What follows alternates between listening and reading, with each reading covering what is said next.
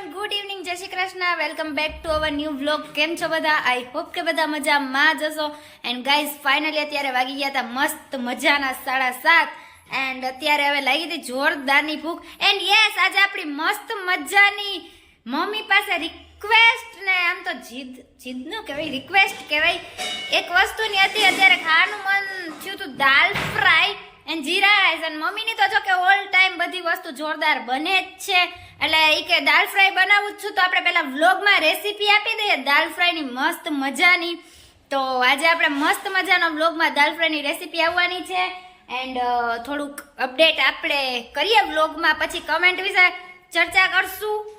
And guys વ્લોગમાં continue રહેજો. જો આની મજા આવતી તો ફટાફટ લાઈક કરી દો, શેર કરી દો, સબસ્ક્રાઇબ કરી દો, કમેન્ટ કરી દો. જાનવી મેડમ ગુડ ઇવનિંગ, જય શ્રી કૃષ્ણ.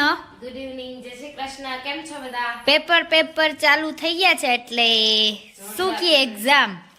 અરે જોરદાર, બે પેપર હોય ગયા. કેનું છે કાલે? બીઓ. ઓ બીઓ. ઓ માય ગોડ, બધી અપડેટ છે ને જોઈ આવે કિચનમાં. કેમ કે આપણું તો as usual routine welcome back હોય કે વ્લોગ નો એન્ડ હોય કે ગમે એ હોય, કિચન થી સ્ટાર્ટિંગ થાય ને પાછળ બેકગ્રાઉન્ડમાં મમ્મી ગુડ ઇવનિંગ, જય શ્રી કૃષ્ણ. બધાને કેમ છો? બધા મજામાં જ હશો. અમારા બ્લોગ જોઈને વધારે મજામાં થશો તમે. અરે ભાઈ, મારા બ્લોગ જોતા હોય તો મજામાં તો હોય જ. ફટાફટ લાઈક કરો, શેર કરો, સબસ્ક્રાઇબ કરો, કમેન્ટ કરો. એન્ડ અહીંયા મસ્ત મજાની મમ્મી કઈક તૈયારી કરે છે જોરદાર. આજે દાલ ફ્રાય બનાવે છે જોરદાર અને ફૂલ સ્પાઈસી.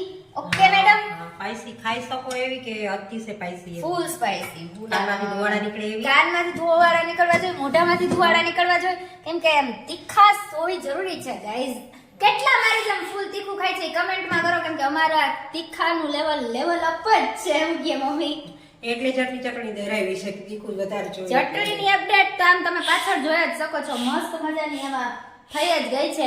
અને આ કિચનમાં હવે મને એવું લાગે છે લાઇટનો ખર્ચો કરવો જ જોઈએ મારા વ્લોગ માટે થઈને. કેમ કે થોડુંક ડિસ્ટર્બન્સ લાઇટનું આવે છે. કોઈ નહીં ગાઈઝ, એવું બધું આવે છે. અને મમ્મી તું શું કરસ? સ્ટાર્ટિંગ કરી દીધું અને દાલ ફ્રાય ની રેસીપી આપે છે ને આ ગાઈઝ આ બધું મંડી કરવા. તો કેમ તમને ખબર પડે? ચલો તમને દઉં રેસીપી. ચલો શું કરો છો દાલ ફ્રાય માં? બનાવવા માટે યસ, તુવેરની દાળ. એક મિનિટ. આ બધા ડેકોરેશન ના સામાન તો આ બાજુ. ઓ ગાઈઝ, દાલ ફ્રાય તો ઠીક છે પણ અહીંયા બીજું સાઈડમાં એક વસ્તુ દેખાય છે. એ શું છે મમ્મી? ઈ છે રતાળુ ગાજરનો શીરો. આજ 11 પણ આરે છે. ઓ એવું છે? ઓકે, 11 પણ છે ગાઈઝ. તો અહીંયા પેલા તો બનશે દાલ ફ્રાય મસ્ત મજાની, પછી બનશે શીરો. એટલે આજ તો મારામાં જલસા જ છે. પેલા શીરો ને પછી દાલ ફ્રાય ને. એ વસ્તુ રિયાની ફેવરેટ છે. યસ, બે બધું જો કે મારું તો બધું ફેવરેટ. વધારે પડતા વરુણભાઈને બહુ ભાવે. વરુણભાઈને ઈ આપી દે એટલે વરુણભાઈને કઈ ન જોઈએ. હા, એટલે આજે આ વરુણભાઈ માટે સ્પેશિયલી દાલ ફ્રાય. એમ તો અમારા માટે શું છે? તમારા માટે શીરો. ઓકે, ગરમા ગરમ શીરો. ગાઈઝ તેલ મુકાઈ ગયું છે. ગરમા ગરમ તેલ. પેલા તો ફ્રાય બનાવવા માટે તેલ થોડુંક વધારે જોઈએ. યસ, તેલ વધારે જોઈએ. ના તેલને આવતા 2 કલાક થશે એટલે તમારું તેલ આવી જાય ત્યારે બોલાવજો મને. યાર શું મસાલામાં કઈ હોય નહીં ને રોગી રેસીપી આપવા માટે રેસીપી કરતા હોય ગાઈઝ. લઈએ તો મસાલો તો પૂરો થાય ને મસાલિયામાં. આ બધું ડિસ્ટર્બ કરે યાર. બ્લોગમાં તમારે કરીને રાખો ફટાફટ. આ એક બાજુ હમણાં પેલા હળદર નથી તો મેં કીધું વાંધો નહીં સ્ટોપ કરી દઈ. તો આ જીરું ને આ બધું તો અરે શીટ મમ્મી યાર હદ કરે તું. હા, ઓડી ડબ્બી કેટલો ટાઈમ આવે? ઓકે એનીવે, ચલો કોઈ ડિસ્ટર્બ નહીં. આ રેસીપી ફટાફટ કહી દે. શું કર્યું ને આમાં કેમ બનાવી, એમાં શું નાખ્યું? પહેલા તુવેરની દાળ બાફી લેવાની. અવાજ મમ્મી જરાક ઊંચો રાખવો, જેમ મને ખીજા ને એમ અવાજ રાખ એટલે આવે. બોલ હવે રેડી. દાળ ફ્રાય માં તુવેરની દાળ પેલા બાફી લેવાની. હા, ઘાટી. હા, બાફીને પેલા તેલ મૂકવાનું. બરાબર? Okay done. એમાં ડુંગળી,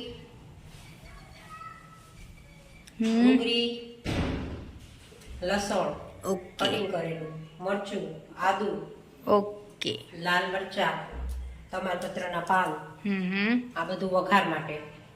ઓકે અને ડન. ટમેટાની ગ્રેવી. ગુડ. ચલો ગાઈઝ આ બધું છે. આટલી વસ્તુ છે. અને વરુણભાઈ આપણે આવી ગયા છે. ગુડ ઇવનિંગ, જય શ્રી કૃષ્ણ. ગુડ ઇવનિંગ, જય શ્રી કૃષ્ણ. કઈ બાજુથી આવ્યા તમે? હમણાં તો પહેલા તો હું સ્કૂલે ગયો તો પછી મંદિરે ગયો તો. સ્કૂલે ગયા હતા એમ? એક્ઝામ હતી આજે તો કંઈક અમારે કોમ્પિટિશન છે ને એમાં સીપેડ એટલે હતો અચ્છા તું હતો તો કેવું ગયું કોમ્પિટિશન તારું ડન ડન શેનું કોમ્પિટિશન હતું ઈ તો કે ગીત ગાવાનું છે સંસ્કૃત તો થાય કે ફટાફટ જીરા રાઈસ બનાવી દે એટલે લાગી જાય આમ ભૂખ બહુ જોરદારની એટલે થઈ જાય ફટાફટ અને ગાઈઝ તમે જોતા હશો 7:30 વાગે મારી મસ્ત મજાની દાલ ફ્રાય બને છે આટલું વહેલું આમ અમારા ઘરમાં જોઈને નવું લાગતું હશે તમને બ્લોગમાં પણ ઘણી નવી નવી વસ્તુ થાય બધું નવું લાગે પરીક્ષા ચાલે છે એટલે થોડો તો ફેરફાર કરવો જ પડે ને. એક્ઝામ ચાલે છે ને આખો દિવસ કોલેજ નું ના ને શેડ્યુલ એટલું હેક્ટિક બિઝી થઈ ગયું હોય ને એટલે પરીક્ષા ચાલે છે એટલે થોડુંક તો ફેરફાર કરવો પડે ને. થોડું ટાઈમમાં ફેરફાર કરવો પડે અને મમ્મી સાઈડમાં બેકગ્રાઉન્ડમાં જીરા રાઈસ વઘારે છે બનાવે છે મમ્મી આ શીરો ક્યારે બનાવીશ બાકી બધું તો ઠીક છે બધું થઈ જાય તો છે શીરો. શીરાની રેસીપી આપવામાં આવશે ગાઈસ કેમ કે આજે આમ રેસીપીનો આમ વરસાદ કરી દેવો છે કે તમે જોઈને નવું ટ્રાય કર્યા રાખો બનાવ્યા રાખો અને પાછળ તો સ્ટડી ટીવી ખબર નહીં યાર રોકીને બેઠા છે યાર આ એક્ઝામ ખબર નહીં ક્યારે પતશે ઈ એવું બધું છે ગાઈસ ઘરમાં ખબર નહીં કિચનમાં બધાને શું જ હોય સાસુ હોય બે કિચનમાં ચાય પે ચર્ચા ગુડ ઇવનિંગ જય શ્રી કૃષ્ણ બા હલો જય શ્રી કૃષ્ણ. આજે 11 છે ને તો મારી બહુ શીરો બનાવે. હા એટલે સાસુ જરાક જોવા આવ્યા શીરો બરોબર છે કે નહીં ચેક કરવા આવ્યા બા તમે એવું બધું હું આવી હતી કે શીરો બનાવ્યો હવે બીજું શું ખાવું હું બના હવે અત્યારે બીજું કઈ ખાવાની ઈચ્છા નથી એક શીરો બરાબર. અચ્છા એક શીરામાં હાલી જશે બેટા રતાળુનો શીરો. યસ ધીસ ઇઝ ધ શીરો રતાળુ ગાજરનો અને હા આમાં ઘી ખાંડ અને હવે ઉપરથી ભાવે તો ઓ માય ગોડ વાહ ભાવે તો નહીં ભાવે જ ને ઓબ્વિયસલી અને અહીંયા જીરા રાઈસ આપડા રેડી છે ને દાલ આ દૂધ હોય ફ્રાય ને એટલે બહુ ન મજા આવે. અને બા આપડા બ્લોગમાં કેટલા દિવસ પછી એમ કે ઈ છે ને આમ આજ તો છે ને 11 છે પાકની નાશકની 11 આજ મોટા મોટી છે આજ પાકણ.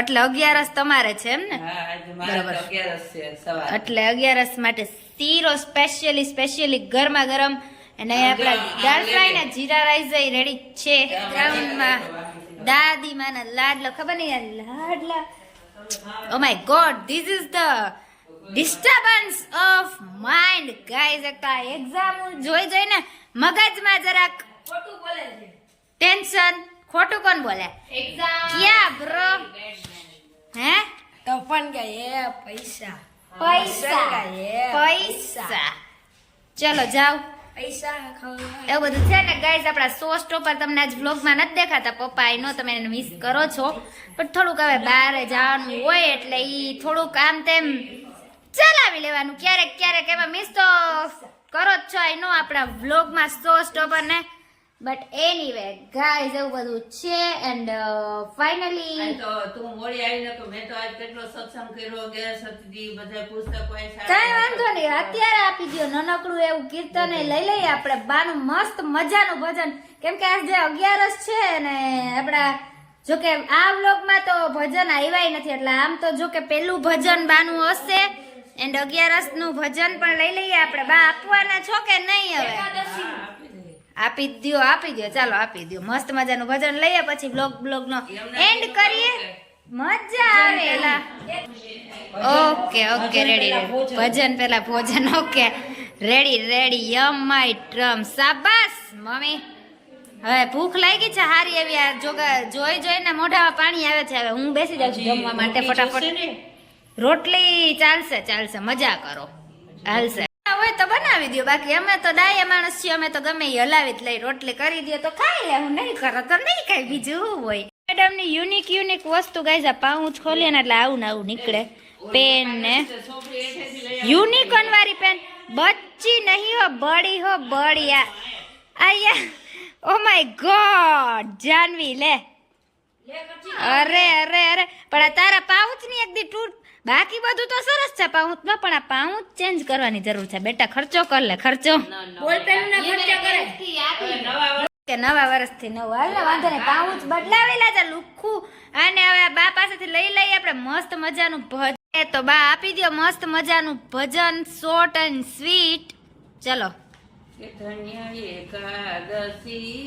એકાદશી કરીએ તો બ્રજ સુખ પામીએ એકાદશીના વ્રત કરવા છે એ તો પ્રાણ જીવનને પ્યારા છે એ તો વૈકુટ લઈ જનારું છે એ તો વૈકુટમાં લઈ જનારું છે ધન્ય એકાદશી એકાદશી કરીએ તો વ્રજ સુખ પામીએ જેને એકાદશીના વ્રત કીધા છે તેના પાછે પદાર્થ સીધા છે તેને પ્રભુએ પોતાના કરી લીધા છે એને પ્રભુએ પોતાના કરી લીધા છે ધન્ય